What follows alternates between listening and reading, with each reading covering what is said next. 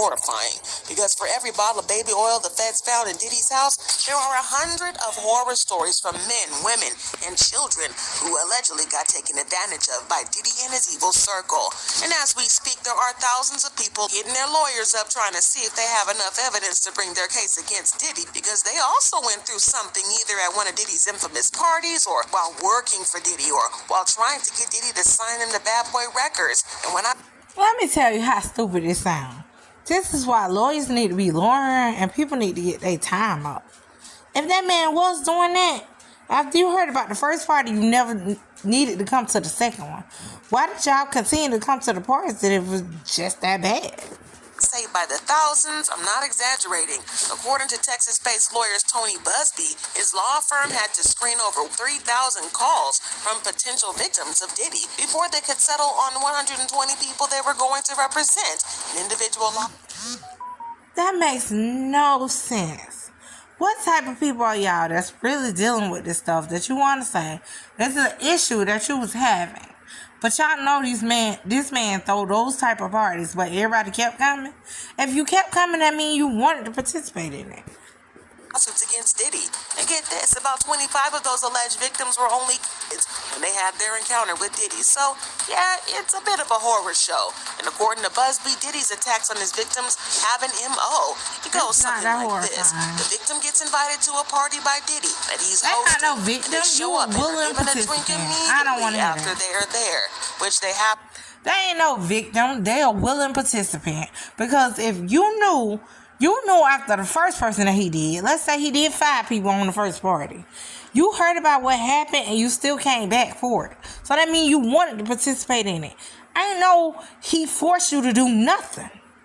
To drink in order to remain at the party.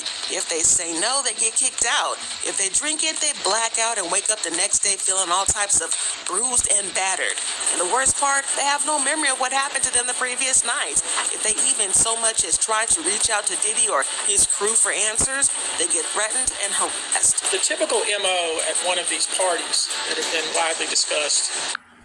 That is so stupid. If you don't drink it, you get kicked out of the party. Oh, well, I'll be kicked out then. Because I'm not willing to participate in something that I'm not down for. You're either down for it or you ain't. You can't say that somebody forced you into doing something that you willing participated in. In the press was that when you were handed a drink, and now we know that the drink is laced with something, if you refuse to drink it, you were kicked out of the party.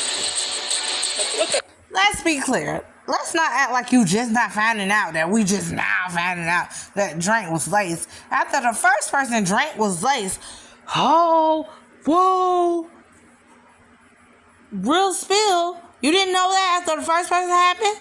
Let's say if you didn't even know after the first person, second person, third person, fourth person. What are we talking about? Sink in for them. The admission to this party was that you had to drink the chosen drink that was handed to you. And now we know that in most cases, let's say 90% of the cases, these individuals were with some sort of, that was kind of the MO. One of the alleged victims was... At this point, we can't say alleged victims, and we can't say you were drugged. Because if you were drugged, like I said again, you heard it from the first person, second person, third person, fourth person, fifth person. I don't give a damn if he had 10 people in the first party.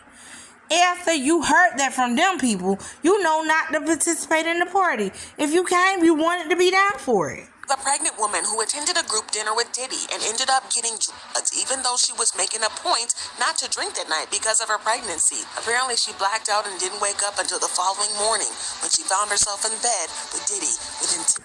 And let's be clear. Again, this is why I say his lawyers don't need to be lawyering. Because the main defense that they need to come up with is the fact that how do they know that he funded these drugs? How don't you know that somebody else put them drugs in their cup? You don't know who did what, first of all. Second of all, it's just all circumstantial. It is just really messed up. Pain in her private areas.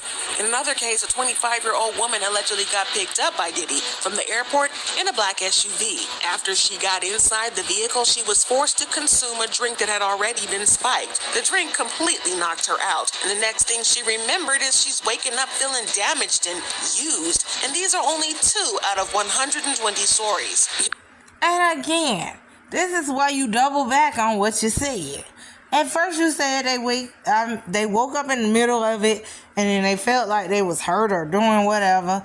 Then you say that while they were doing it, they was hurt and bruised and they were so disgusted and they was hurt and all of this stuff. If he drugged them like that with whatever you said he drugged them with, how did they feel the pain? Oh, just imagine the horrors that must have been going down at these parties for decades. Now, according to Cal Williams, Diddy has another MO for some of these celebrities that attend his parties. He apparently puts substances in the baby oil and drugs people when the baby oil is used to give them massages. This man really was out here putting and inventing new ways to be a monster, allegedly. If this is true, it's truly mind-blowing. And just so you know how delusional Diddy and his legal team are, do you know what their response was to the whole baby oil thing? Well, Diddy's lawyer, Mark Agnafilo, said he had that many baby oil bottles because he used to buy them in bulk from Costco. Not Costco getting it. And you know what? His lawyer need his ass fired. Because you know what I could have said? What I could have helped you out better is you're starting to go me fund with mothers, single mothers that's raising their kids on their own. And you were starting a fund that you was finna give out baskets that you could have gave them all to. Why in the hell would they have said that to be on your case? Like, that's crazy. Listen, this man really sat here and said he has a big house. He buys in bulk. I think they have Costco's in every place where he has a home. Have you sat in the parking lot of a Costco and seen what people walk out of there with? Really? Well, I know what I don't walk out of there with.